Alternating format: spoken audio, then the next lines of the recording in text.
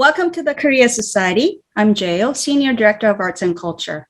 One of the first Asian American actors to blaze a unique path through cultural and business barriers in the entertainment industry, JohnCho has offered us compelling performances over the past two decades and continues to do so in films like the Harold and Kumar series, Star Trek, and Searching, to name just a few. You may have seen his latest film, Don't Make Me Go, on Amazon Prime. What you may not know is that John majored in English in college, and he was once a seventh grade English teacher. This spring, he became an instant New York Times bestselling author when he published Troublemaker, an incredible middle grade novel about a 12-year-old Korean-American boy named Jordan and his family navigating the evening of the 1992 LA riots. And we are thrilled to have John here to talk about this new chapter in his illustrious career. So welcome to the Korea Society, John. It is great to have you here. Oh, it's really great to be here. Thank you for making the time. So for those viewers who may only know you as an actor and have not read Troublemaker yet, can you tell us a little bit about your book and Jordan? Yeah, it concerns the plot of the book is about a 12-year-old kid named Jordan Park who he lives in Glendale, California. He gets sent home, suspended from school. He's a bit of a troublemaker. And he's very scared to tell his parents about his suspension. But the day it happens, it turns out to be April 29th, 1992, the first day of the LA riots / uprisings. And his parents own a store in South Central. His dad decides that he must go to the store to board it up in case there's trouble because the verdict for the Rodney King trial has been read, and there's a lot of tension across the city. He's at home watching the news, becomes incredibly anxious, and decides to sneak out of the house and take his father's gun to deliver it to his father for protection. And that's where the story starts. And it's what happens that night. So Troublemaker is categorized as a juvenile fiction or a middle grade novel recommended for preteens. Why did you decide to write for that age group? It's a bit of a story. I apologize, but I made the deal to write a book, a few years ago, and my manager was suggesting, I think you'll look back and really appreciate having something on the shelf like this that you did, and I think I warmed to the idea and eventually agreed to write a book, and it was the idea was for me to give something to my younger self. That was an age when I was moving around a lot. We were moving around across the country all the time, and I was a new kid in school, and books were really a lifeline for me, and I really needed them as a respite from the world that I was living in. And so I guess it was a bit of a Valentine to my younger self. Now, the book was supposed to be something much lighter, but it was the events of 2020 that kind of got me thinking about maybe a different book altogether. So then when you were thinking about, so let's go back to when you were 12, let's say, when you just mentioned that you were moving around a lot. What were you reading, and what was your favorite book at the time? I was, I'll just say that the most impactful book series of my life, from my young life, was Little House on the Prairie by Laura Ingalls Wilder, those books. And, that was, I really drew a parallel between their experience, a pioneer experience, and our experience as immigrants. And I think it was because also we first moved to Houston, Texas, and we didn't know, there were no other relatives here, and there were very few Koreans. So it did feel very lonesome in that regard. It felt very, it felt like we're in the wilderness in a lot of ways. And so I really uh, drew some inspiration from those stories and their sense of togetherness in these new territories. So that was really it for me as a kid. I really love mystery books. I thought I might write a mystery novel for middle grade mystery novel because that I really loved those as a kid as well. Hmm. But then you just mentioned that you were going to write a different book, but the events of the 2022 to 2020s basically inspired you to write this particular book.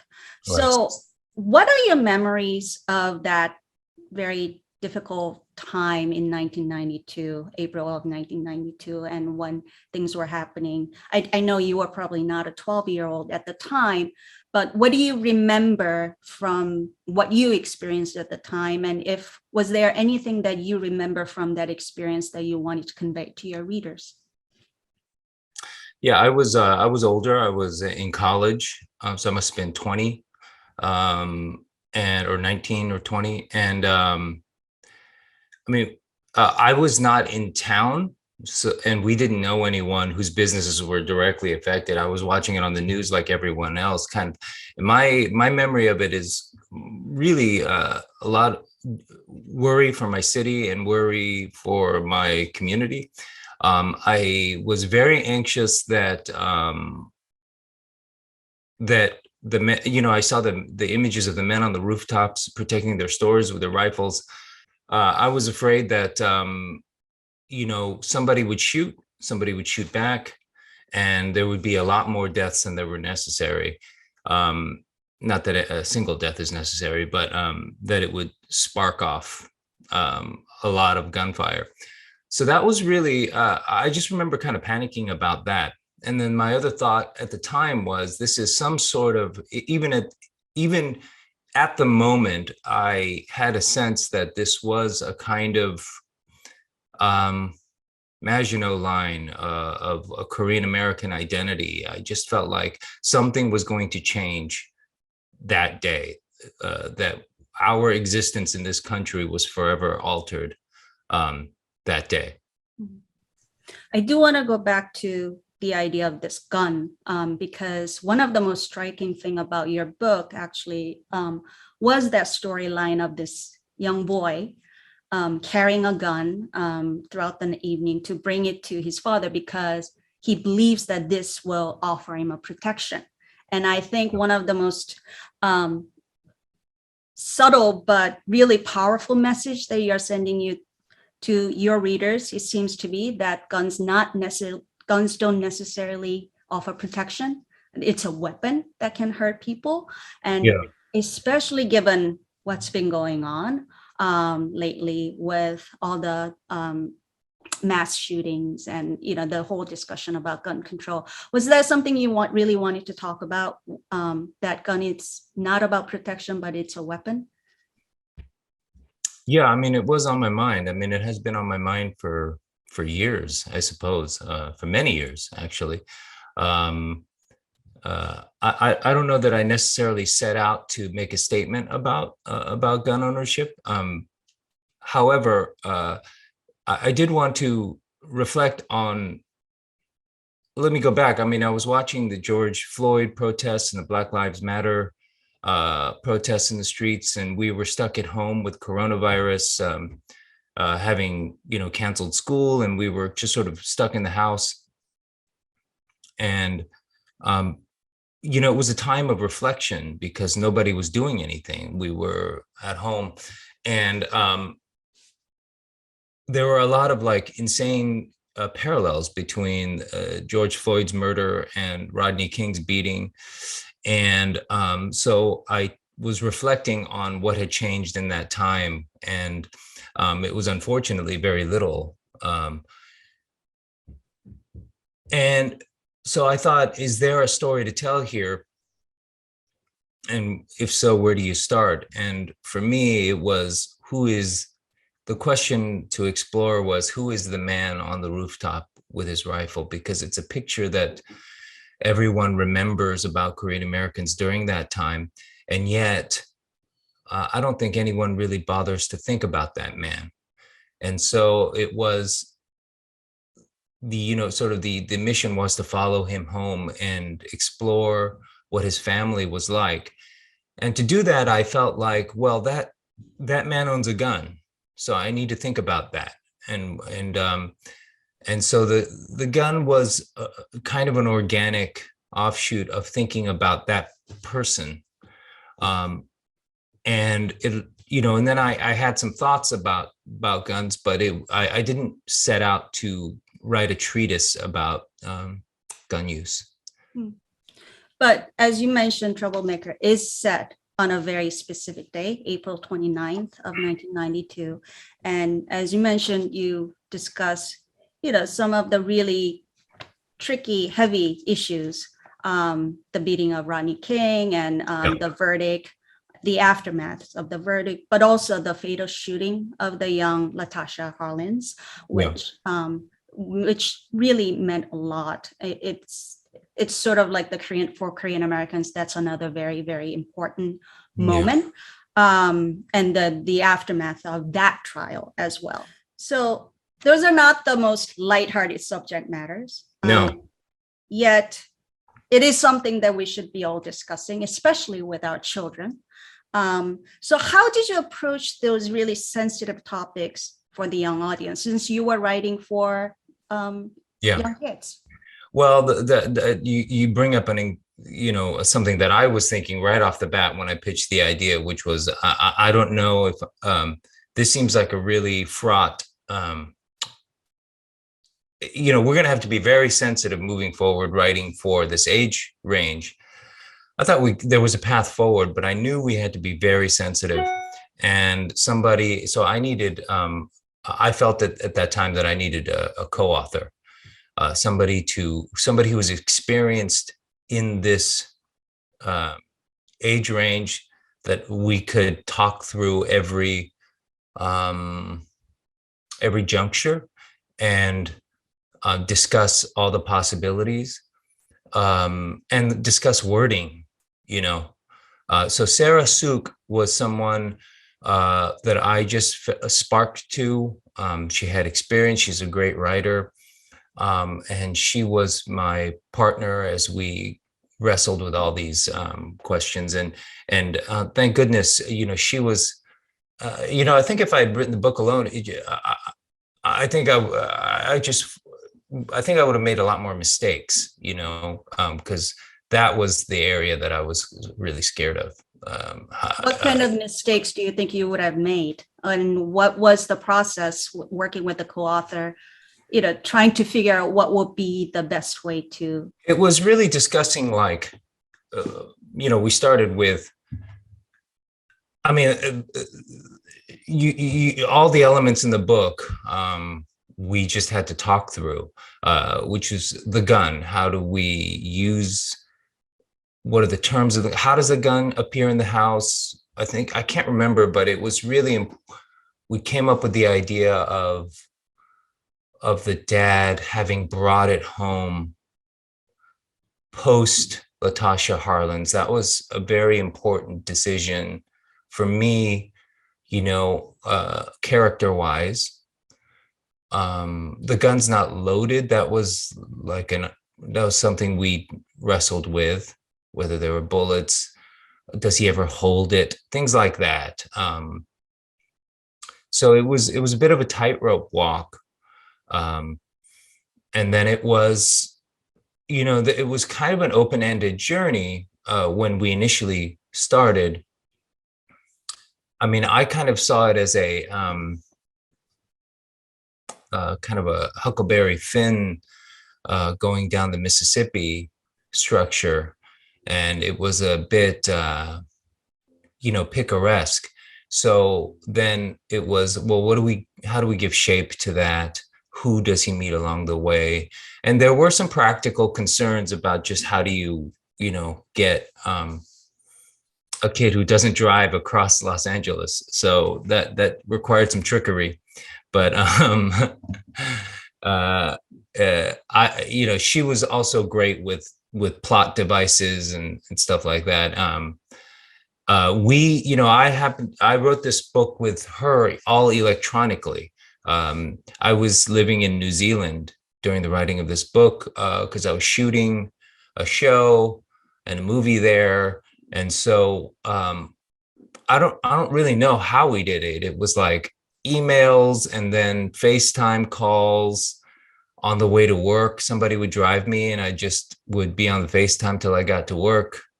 And then at lunchtime, more emails, more FaceTimes, and somehow we patched it together. So we have this idea that writers, sit in their room and then contemplate the world and write things down. It sounds like you had to like carve out these little, pieces of time from your very, very, busy schedules to do this. Then why did you want to do this?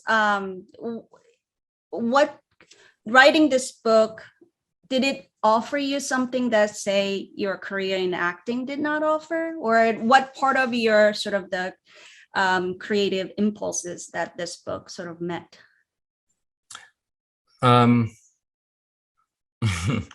Yeah, you're right. I'll say that was what I thought an author did too, was labor alone in their room. And I think that's the way most authors work. I knew being older now, because I had taken a few stabs at writing, screenplays and stuff like that. But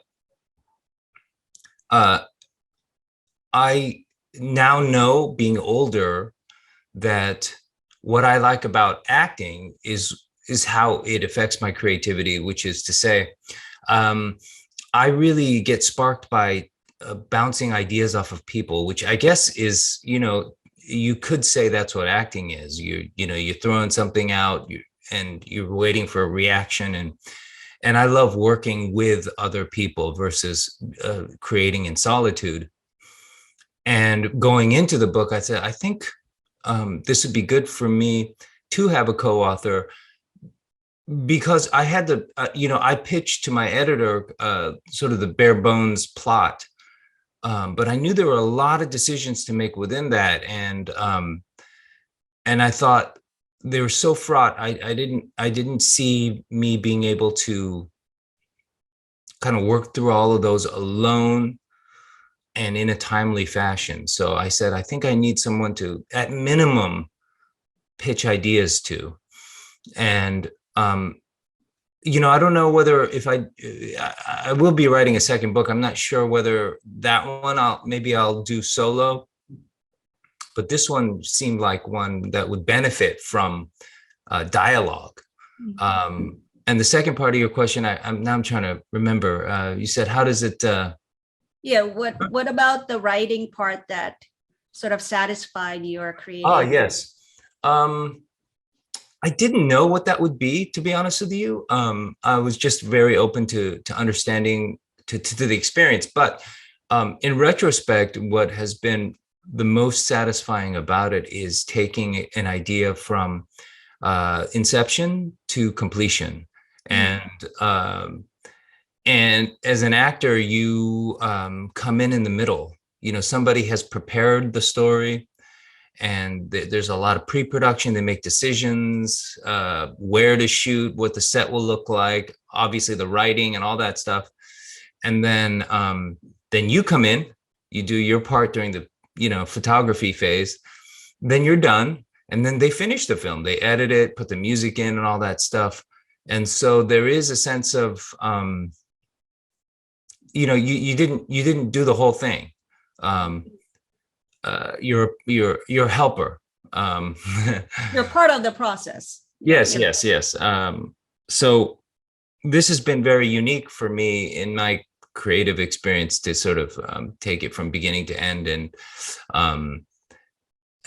then to be able to hold a book is very unique, and very satisfying. It is, and it's a nice cover too. I really like. Thanks. Was that modeled after you when you were little, or the boy and the cover, or was it just something? I don't know. I haven't had a discussion with the artist, we went through, I think, some samples of different artists, and we discussed what the cover could look like, and whether it would have a person or not. And then we chose an artist, and then he came up with that. But I don't know whether it could be me. Yeah.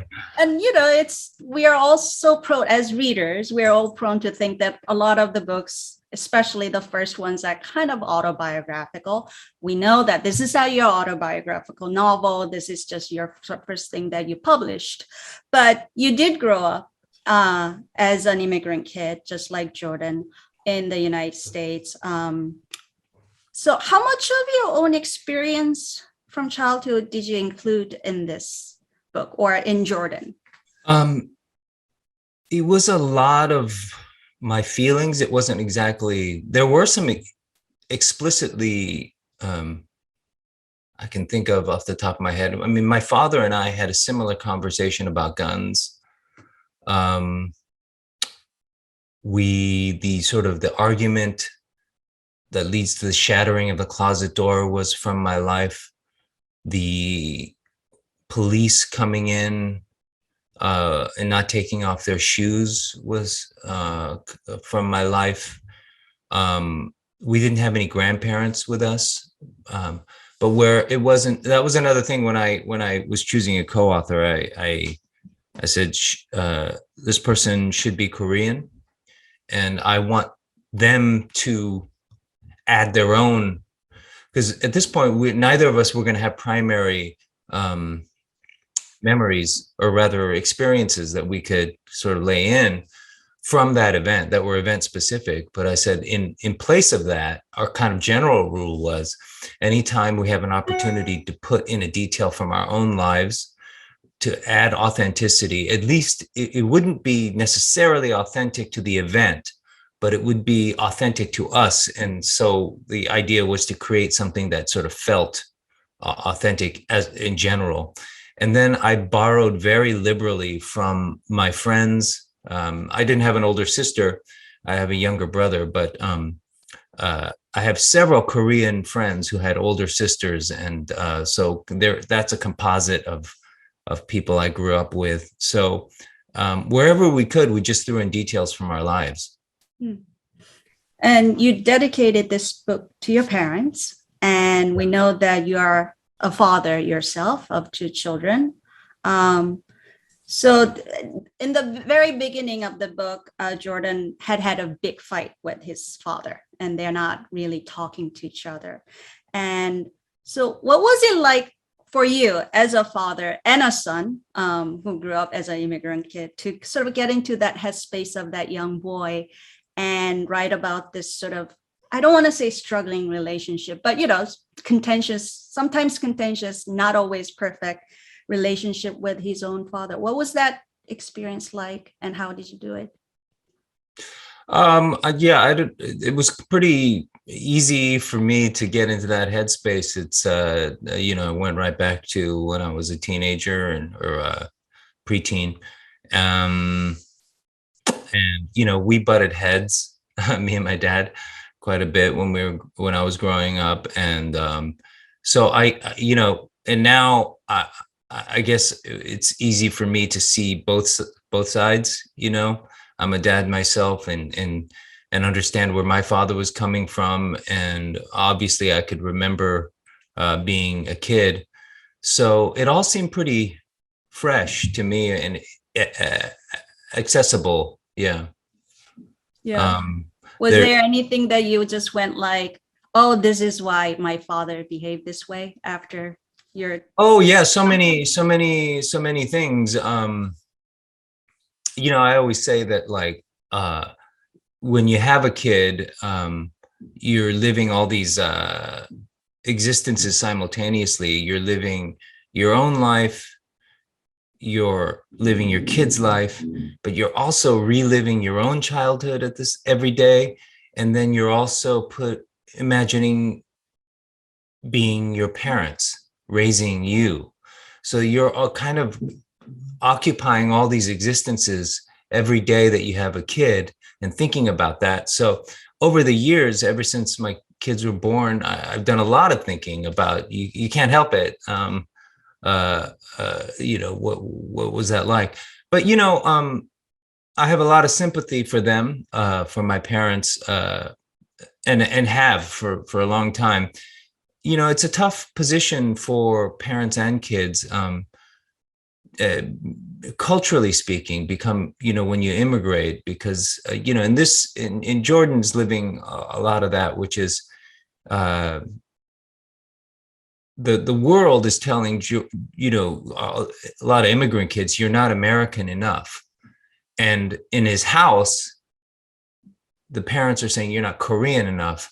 And that's a tough tension, that a little kid has to navigate. So now I sympathize from both sides.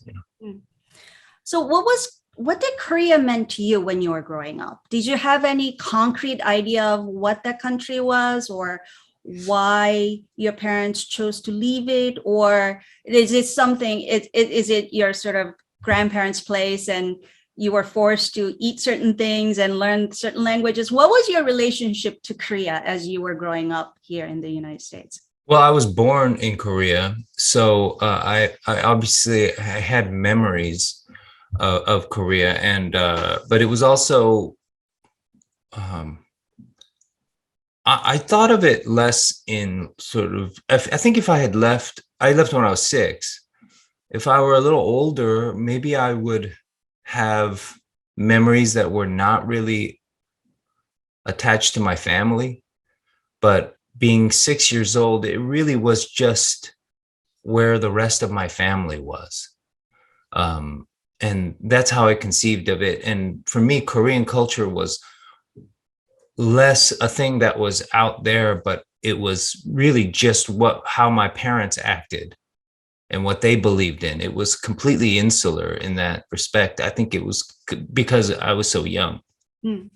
But then you chose to become an actor, which not a lot of, let's say, Asian Americans choose to do. And I'm pretty sure you were told many times that, oh, that means you must know how to kung fu, or all these things, the stereotypical things that you hear.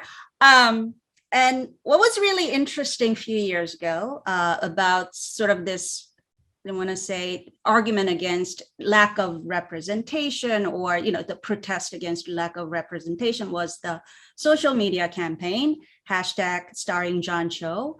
I know you were personally not involved in it, but it seemed like somebody thought you should really be in more films and do different kind of roles.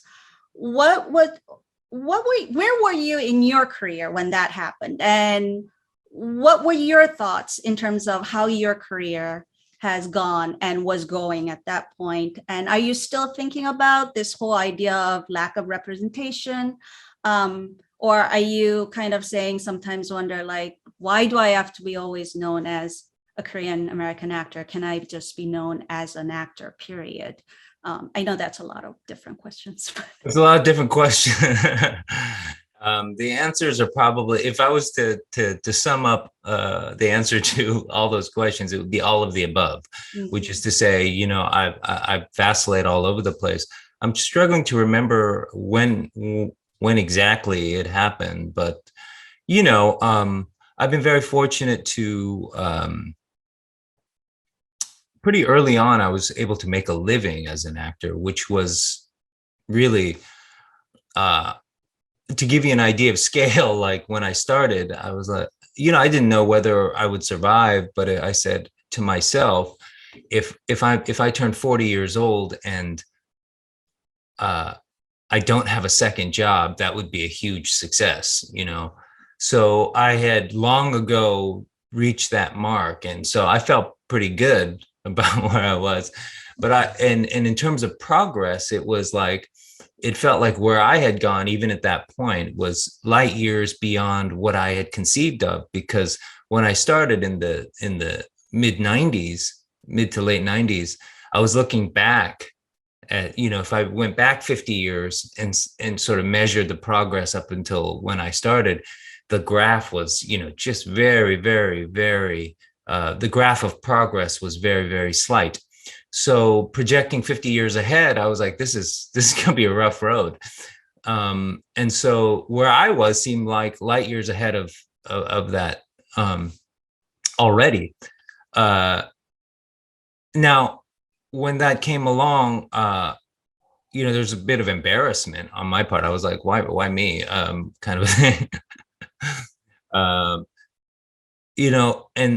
And as I looked at it, I just was so, it was kind of about me, but of course it wasn't. It was my face, but it was a bigger idea. And what was ingenious about it was, and William Yu is the young man who created that.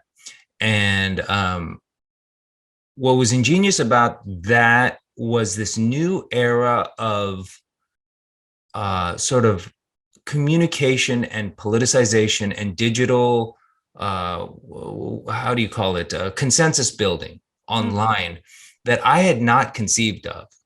So we Asian actors were kind of like, we had opinions and thoughts, but this kind of mobilization was completely new to me as an older person.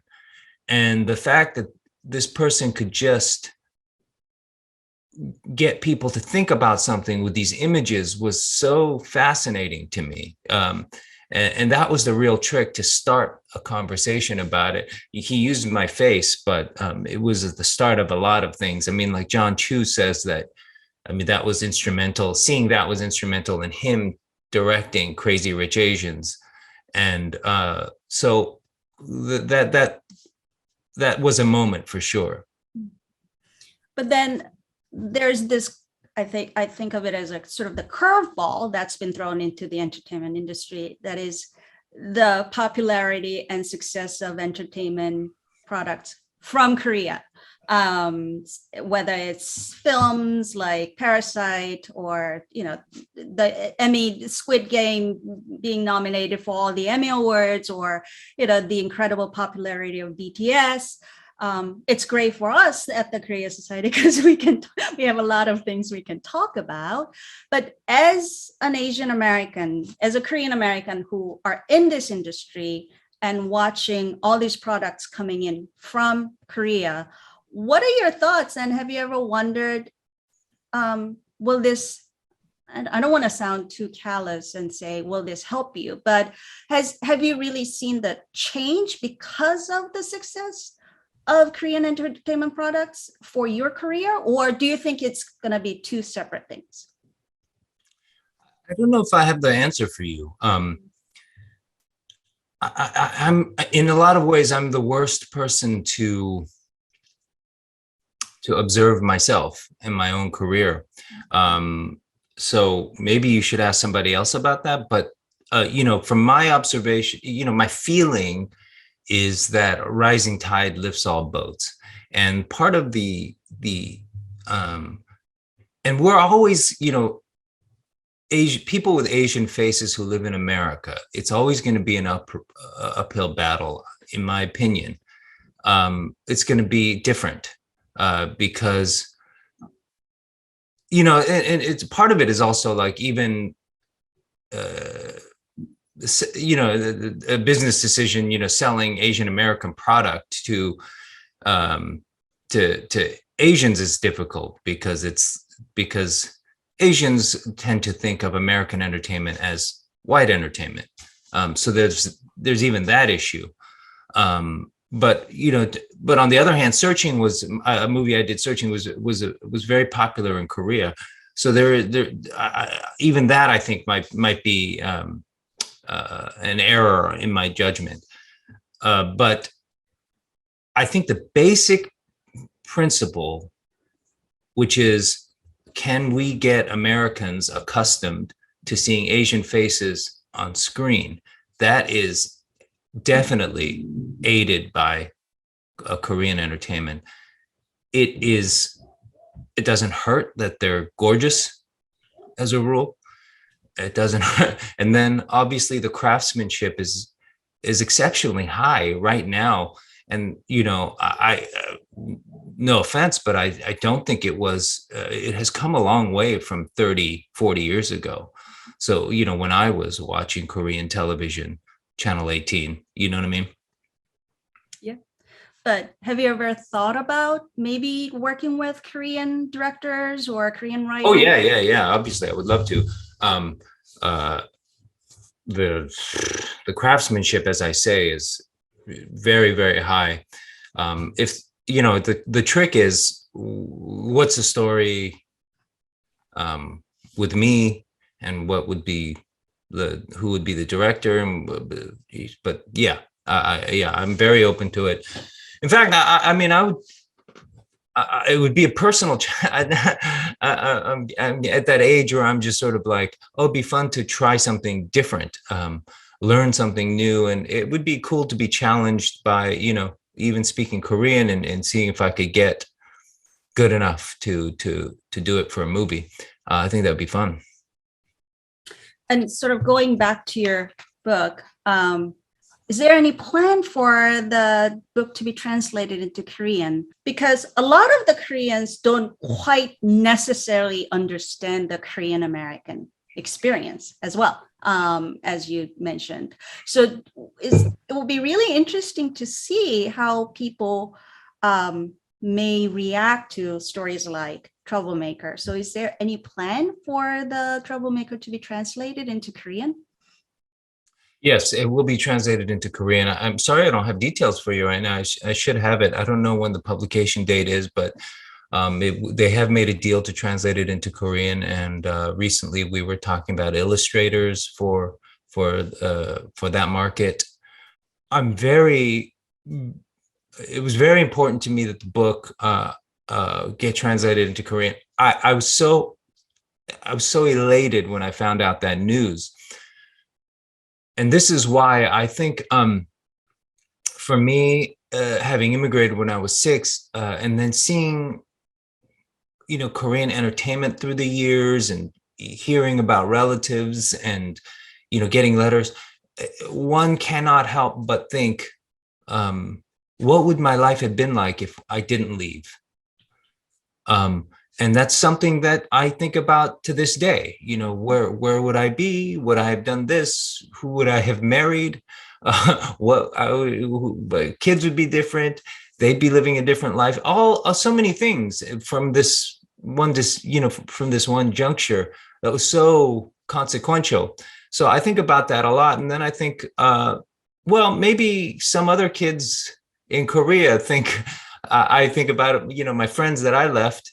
And I wonder if they think, what would that be like if we were to immigrate? And so there is a kind of, family separated by an ocean, and thinking about each other's existences. And I'm hopeful that maybe some kid in Korea picks it up and learns a little bit about the Korean American experience. And that seems worthwhile to me. Absolutely. So then I want to go back to the book a little bit. As you mentioned, I think the general sort of the general American conception of what LA riots were all about, they tend to think of the Rodney King beating, and they tend to think of the riots. Do you think there's more understanding of what it meant to Korean Americans? With your stories like yours, I know like Justin Chun has, done films like Gook. And why do you think it is so important to tell this it's an infamous incident in the United States, obviously. Everybody knows about the LA riots, but most people who are not Korean Americans don't understand it or perceive it the way Korean Americans do. So why do you think it's so important to sort of tell the non-Korean Americans what it meant to the Korean American community? That's a tough question. I don't know that I operated from a sense of, is this important to do or not? It felt like a relevant thing to think about at the moment, in 2020, especially with the anti-Asian violence that was happening, that continues to this day. We in this country, there's been a long history in America of valuing Asian lives less. If you think about just going back to the Chinese that built the railroad, they were given the most dangerous assignments with dynamite. Then they were not allowed to marry anyone outside their race, and they didn't bring any Chinese women. Therefore, it was kind of a death sentence. You will never reproduce. Obviously, then we go to World War II, the Japanese internment. We go to the Korean War. Civilian, first, and then of course the atomic bombs dropped on 2 atomic bombs dropped on civilians in Japan. Koreans in the Korean War, civilians were killed at such an incredible rate. Then we, in the Vietnam War, where civilians were slaughtered at a tragic rate. There is this long history of devaluing Asian faces and lives. And so it did seem like a moment to think about that, about an event that was in that lineage. Is it important? I just think history, I suppose, is important to find out how we got here, how we got to this moment. And I think there is a tendency in American culture to think about, to be entranced with the now, the present tense. And I suppose as I get older too, I'm thinking about the past more. And I don't want to make it sound like— Sorry, that was good. Dark. Well, so that's why I don't want people to— It's a middle grade novel. Yes. I don't want people to think that this is like such a serious book. It was actually really fun to read because, as you mentioned earlier, it is constructed as kind of this adventure story of this boy trying to figure out how to get from one place to the other when he doesn't have resources. And it happens in the middle of the night, and he goes off with his goofy friend, and they run into all these different people in the middle of the night, gets a ride from certain people, which reminds me of a certain film from the 90s. But it's— What film? Harold and Kumar. Oh yes, mine film. Yes. Yes. Absolutely. I was always the one night films were a favorite of mine. Yeah. and I've done one, but I really enjoy those. And the adventure story was really important to me. I said, this can't be a didactic book. I don't want this to be a read that kids would resist. And it was really recently I went to my kid's former elementary school, because one of the teachers was teaching the book, and we were friends, and he said, would you come in and talk to the kids? And some of them were asking questions that are akin to what you were asking, but mostly it was plot questions. Why did you? And it was, oh my God. And they were clearly just excited by the plot, and I just figured we'd never get to some of the other stuff if we didn't have a way to pull the kids in. And so we really wanted to make it a brisk read, wanted to make it fun and exciting, and the idea of a kid having to navigate all these adult things on their own is always just fun to me. Yeah, and definitely it was. So I don't want everybody to think that, it's a really, really, really serious book talking about— it does, but also there are parts of it that is really fun. And I have to say, as you said, sort of the very cinematic quality to it. So is there a plan for a film adaptation?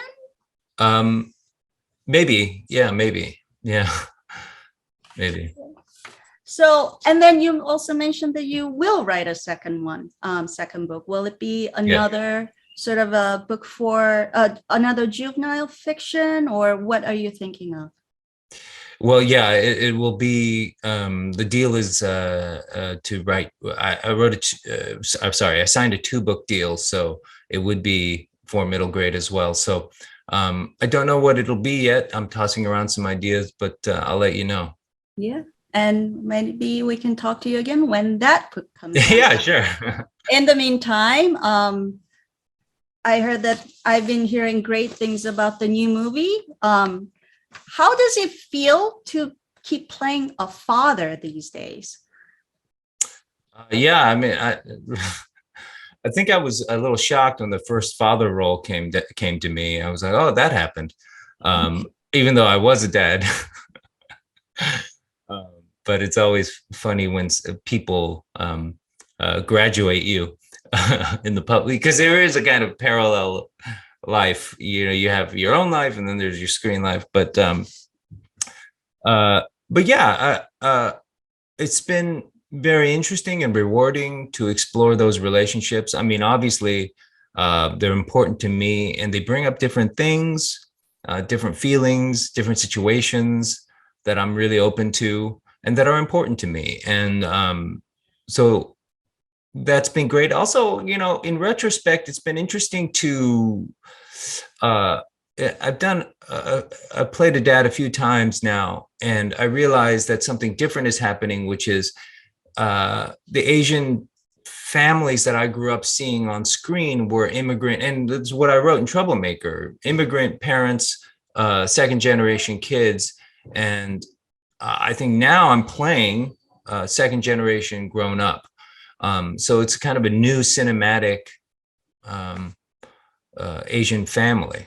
So that's been very interesting to me, and we'll see where that goes. And you know, now I when I was younger, I think I felt like, oh, what new thing can we create? What new thing can we push? I guess when I was younger, I was kind of taken with how I could push something forward, or what I was going to do to push something forward. And now my position is I'm very excited about what's going to happen. I'm just closing my eyes in anticipation of what everyone else will come up with, and also even where my own career is going to go. I have no idea, and I'm comfortable with that, you know.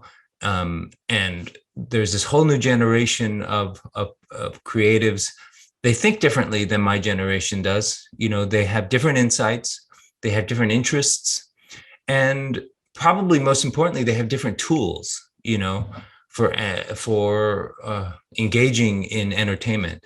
And, you know, I'm very of the gatekeeper generation. Go to, please, may I, you know, and it's very hard to break out of that if you're a certain age. And they're much more entrepreneurial. They're, and they don't necessarily are not taking traditional paths. If they want to become an actor, they may start with or a writer that might start with a Twitter feed first, you know. And so there are all kinds of different entry points that they are conceiving of that I would never have done. Well, thank you so much, John, for speaking with us today. Thank you. It was a pleasure, and wishing you all the best for all your future endeavors. I really appreciate it.